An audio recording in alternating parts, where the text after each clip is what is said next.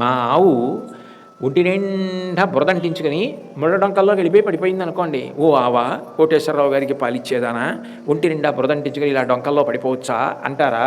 కోటేశ్వరరావు గోవుని సరిగ్గా చూసుకోక్కర్లేదా? గోవు గురించి చెప్తే సరిపోయిందా? మీ ఆవు ముళ్ళ డొంకల్లో పడిపోయింది వెళ్ళి చూసుకోవద్దండి అని నన్ను అంటారా?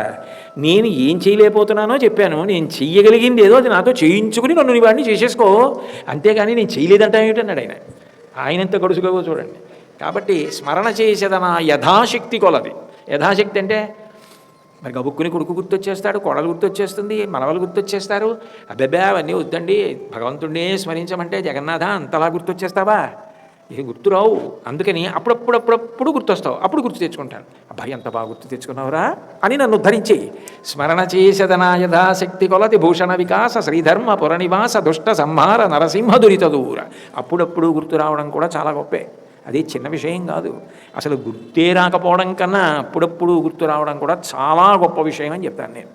కాబట్టి ఎంత దయాళువైతే మన దోషములన్నింటినీ వదిలిపెట్టేసి ఆయన మాత్రం ఇంత ఊడిగం చేస్తున్నాడు ఈ శరీరంలో. నేను పడుకోవాలి గంట, ఆయన పడుకుంటే ఎక్కడవుతుంది?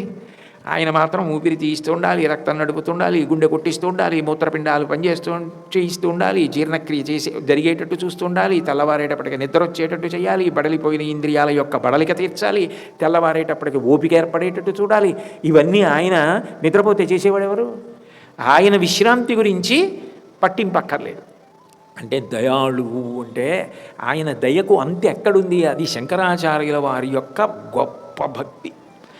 కృష్ణ పరమాత్మ యొక్క అవతారంలో ఎంత దయకి రాశీభూతముగా కనపడ్డాడో ఆ రాశీభూతమైన కృష్ణ పరమాత్మ యొక్క అవతారము కొనసాగింపే జగన్నాథుడు. అందుకే చిట్ట చివరికి కాళ్ళు చేతులు కూడా పూర్తిగా చెక్కకుండా తొందర పడిపోయి తలుపులు తీసేసి, అయ్యయ్యయ్యయ్యో తలుపులు తీసేసామని వేళ్ళు విరుచుకుంటే, పోన్లేరా బెంగపెట్టుకోకు, ఈ యుగంలో ఇలాగే ప్రవేశించి మీకు కనపడతానని అలాగే ఉండిపోయాడు. కొంతమంది ఆయన పేరు పూర్తిగా ఉచ్చరించలేకపోతే మొండి జగ్గడు అంటారు. అంటే కాళ్ళు చేతులు పూర్తిగా లేవు కాబట్టి మొండి జగ్గడు, జగన్నాథుడు అనడానికి జగ్గడు. అయినా ఆయన అంటాడు, అబ్బా ఎంత బాగా పట్టుకున్నావురా, ఎంత బాగా చూడకపోతే నాకు కాళ్ళు చేతులు పూర్తిగా లేవని నీకు అర్థమైంది. కాబట్టి ముద్దు పేరు పెట్టి పిలిచావు కదా, నన్ను స్మరించావు కదా, నా పేరు తలుచుకున్నావు కదా, మిగిలిన రూపాలకి ఈ రూపానికి ఉన్న భేదాన్ని నువ్వు గమనించావు కదా, ఇది చాలు నాకంటాడు. ఎంత దయాళువు. బిడ్డ పేరు పెట్టి పిలిచిననైన విశ్రామ కేళినైన పద్య గజ్జ గీత భావార్థములనైన కమలనయన తలుప కలుషహరం.